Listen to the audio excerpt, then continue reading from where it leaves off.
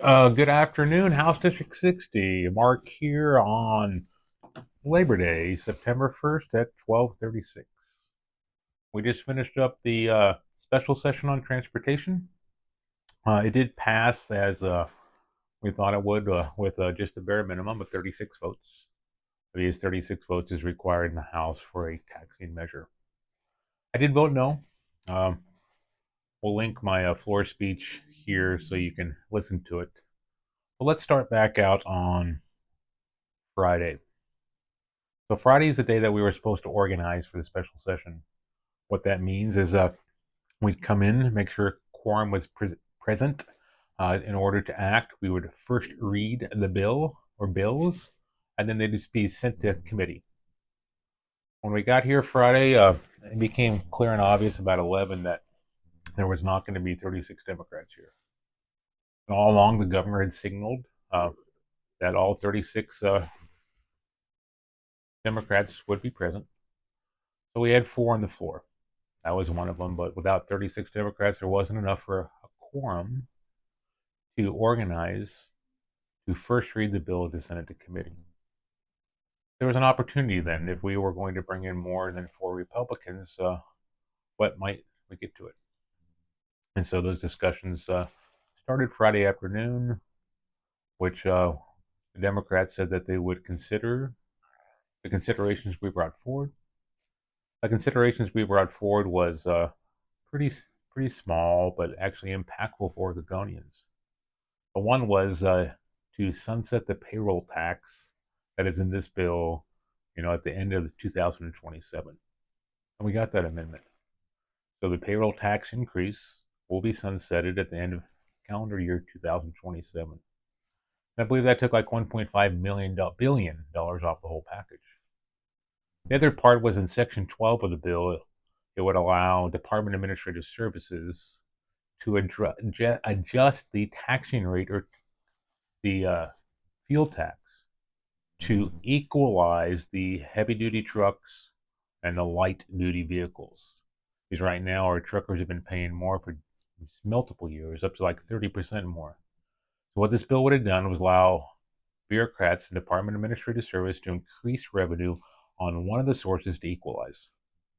We said no. If you need to equalize, you can take taxation down on one of them. We actually got that in Amendment 2. So even being in the super minority, we got a few things in the amendments that made the bill better. Let's go back to the quorum issue. So leadership and everybody had signaled that the Republicans would have always provided quorum. If we don't provide quorum, it does not work well in our swing districts. It does not work well in most of our districts.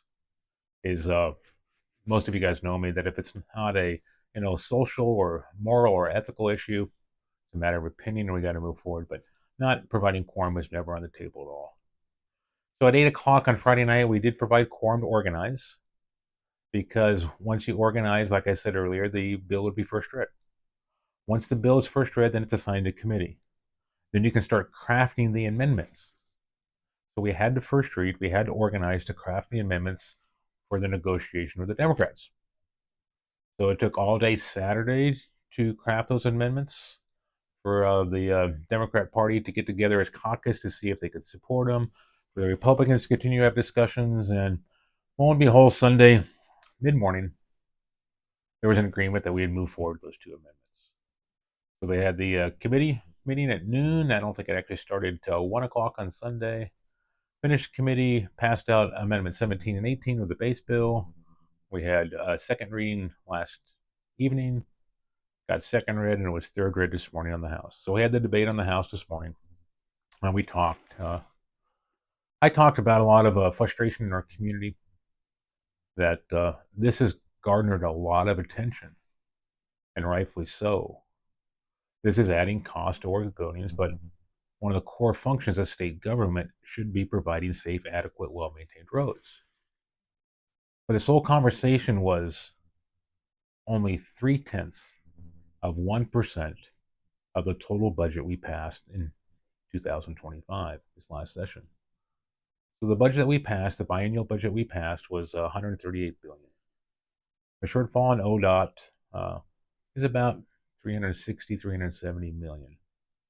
The 360 to 370 million is 0.3% of the total budget. As we look towards the economic downturn that's occurring, as we look towards some of the federal implications on the state budget, we have to figure out how to use less funding. That's what you and I have to do. When our personal businesses budgets are out of whack, you can't always increase revenue. Sometimes you got to decrease items on your budget.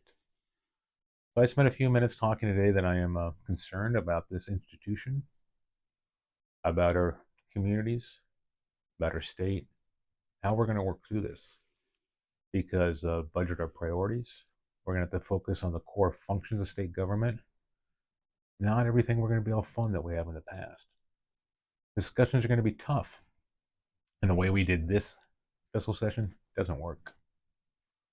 Republicans weren't in the conversation until everything was written and everything was moving forward. If we truly want to figure out how to become solvent in a budget crisis, it's going to take all of us. And we're going to have to figure out what priorities Oregonians want. I need to figure out what priorities the men and women, boys and girls want in House District 60. A little ramble today. Appreciate it. Stay in contact. Gonna do some town halls in some of the counties that we haven't this fall, and hope everybody had a great Labor Day weekend. Talk to you later.